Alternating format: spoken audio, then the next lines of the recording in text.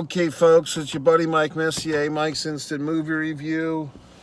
Tonight I saw a action war movie titled, oh God, what the hell was it called? Land of Bad. Not exactly a good title for a film. Good movie. Here's our lighting equipment, folks. Someone was saying, well, gee whiz, how come you have this weird light, blah, blah, blah. It's because this is Mike's instant movie review, not 5 days after I saw the movie, not 5 hours after I saw the movie, instant. So basically, the movie is, if you like war stuff, if you like, movies for guys that like movies, if you like machismo, not really, wrapped in the American flag type of thing. Basically, it's should you see the movie, should you not? If you like battles, if you like war, if you like, military stories, a rescue mission, probably the movie that people get all hot and bothered by the most when it comes to this type of thing is Saving Private Ryan. So this is not that. I mean, this movie, if you like military movies, go see it. If you don't, Russell Crowe is in there. Now, Russell, and we all get a little bit older, folks. So back in the day, if this movie was 2000, 2005, 1998, Russell Crowe would be playing one of the guys out there in the field. But he's a little bit older now, a little jauntier, shall we say. So he's playing the guy who's in, on the other side of the earpiece, so to speak, back at the base. He's got the power to drop some bombs. He's in the chair, as they say in the film. And he's guiding this new guy. It's always a F and G. That's fucking new guy, okay? He's guiding the F and G, who's getting promoted as we watch the film to Tier 1, which means he's more experienced throughout the course of the film. But basically, they're all on a rescue mission, which becomes a rescue mission on top of a rescue mission, because they go to fucking, I believe, the Philippines. Now, pardon moi, I'm not a geographical world expert, but at one point in the movie, fast forwarding a bit, one of the bad guys says something to the effect of, "Welcome to Panama." So I guess Panama is in the Philippines. Sorry, folks, I'm not Johnny Geography. I'm Mike's Instant Movie Review, Mike. But basically, this movie, while these guys are going to rescue their buddy, they see another group of mercenaries or banditos, or what you might call a militia. So there's like bad guys killing bad guys, like, from our perspective. Now, I did another Mike's Instant Movie Review recently where I explored the notion of the dead henchman. Whenever we see an action movie and we're rooting for Arnold Schwarzenegger or whoever to go rescue his daughter, we see all these henchmen and assorted other people getting killed left and right, but we don't care about their daughters or their families because they're the bad guys. So once again, there's a high body count in this movie, but we only care about the American soldiers, because they're the ones that we're cheering for. So that being said, I like the movie. I guess it's a couple of Hemsworth, Liam Hemsworth. I can't keep these guys straight. All these people with all these names. Liam Lyle Hemsworth, all these fucks. But basically, all these military guys are trying to save each other, trying to save themselves, trying to do this, trying to do that. I would say one level of emotional detachment, perhaps, which is keeping this from being, I like the movie. It's a 3 3/4 type of deal out of 5 stars. But is our emotional investment really thrown in there from the beginning? I don't know. I mean, it's a little bit vague who we're rescuing. Once again, that's why Saving Private Ryan is the gold standard for this thing, because we actually give a flying fuck about old Private Ryan. I mean, how could you not want to save Matt Damon? How about them apples? But with this movie, it's kind of, we're not really knowing who we're saving, we, as if we're part of the troop here, but we don't really know who we're going to save, and then we just, you know, why is this guy's life more important than everybody else's? You know what I mean? There's also some good stuff back at the control center. Our Russell Crowe character is getting frustrated because I guess he's the captain, but there's another guy ahead of him, the colonel, whatever the fuck, getting frustrated because these assholes, you know, our guys are all sitting around the lounge watching the Tennessee Commonwealth University basketball March Madness game, and they're ignoring the urgent phone calls on the red phone. Russell Crowe's character has his fourth wife is knocked up. She's about to give birth, and then the military guys are trying to call for help, and all these assholes are just so wrapped up in this March Madness, they're forgoing their duties. There's some type of individual, it appears to be with a garbage thing, some type of, I don't know if you can hear that. So I don't know if that's a garbage person with the garbage, or is that like a individual who has their stuff in a shopping cart. I might have to put on my glasses. It actually appears like there's two individuals.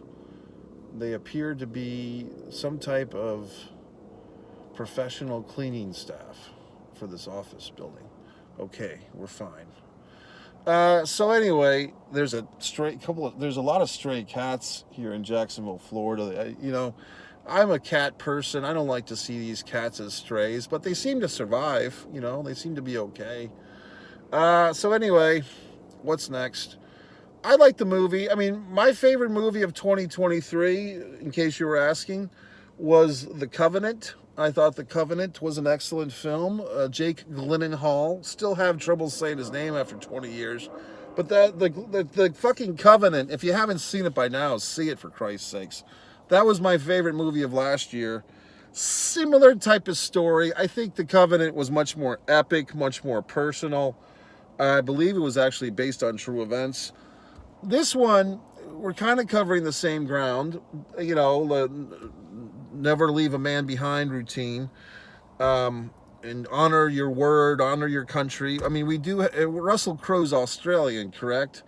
And so he's doing a really good American voice, and he seems like a big gruff American. I mean, you know, back in the day, Russell Crowe was the gladiator, the sex symbol. All the women's panties got moist and dropped to their ankles whenever Russell Crowe would be on the screen. Now he's kind of that fatherly role. So, you know, I like the movie. What can I tell you? I mean, I think it's more of a like the movie than a love the movie type of thing.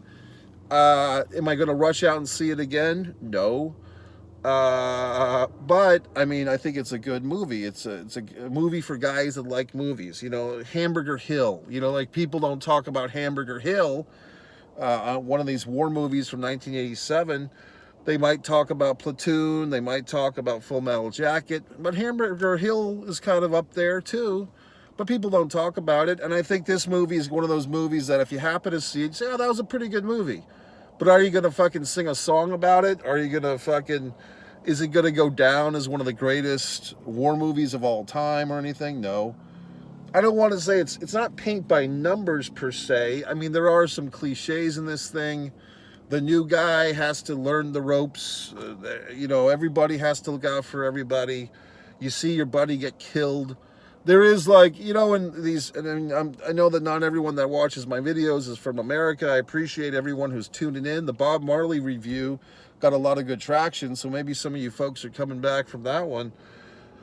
I just reviewed Bob Marley. I was in Tejas. Now I'm in Florida. Yes, I drove back. I'm back in Florida now, back in my home state.